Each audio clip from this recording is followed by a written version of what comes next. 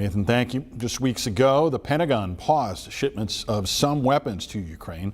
Now, President Trump announcing a deal to send billions of dollars worth of weapons to Europe.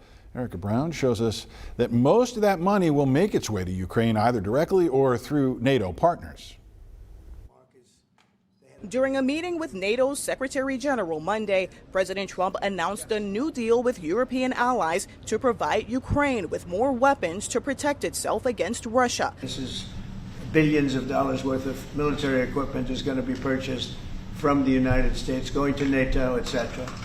And that's going to be quickly distributed to the battlefield. Ukraine will take it up. The weapons will include Patriot missiles for Ukraine to defend itself against repeated Russian aerial bombardments. President Trump has grown increasingly frustrated with Russia's attacks while he pushes to end the war. We actually thought we had probably 4 times the deal. I mean, you were called and you said, this looks good. And then the deal wouldn't happen because bombs would be thrown out that night and you'd say, we're not making any deals. In addition to sending more weapons to Ukraine, the president is working with congressional leaders on a bill to increase sanctions against Russia. They said they'll have it as quickly as I need it.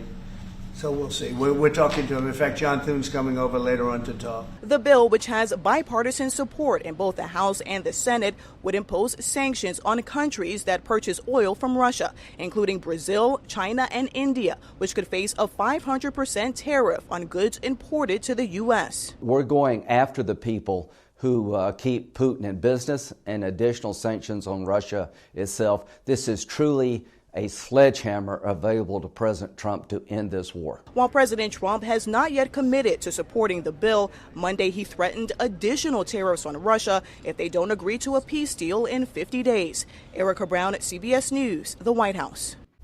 Now, you saw Senator Lindsey Graham of South Carolina there. He's teamed up with Richard Blumenthal of Connecticut. They're the co-writers of that bipartisan Russian sanctions bill. They're having dinner this evening with the NATO Secretary General to discuss that package on Capitol Hill. Both Arkansas Senators John Boozman and Tom Cotton are also co-sponsors.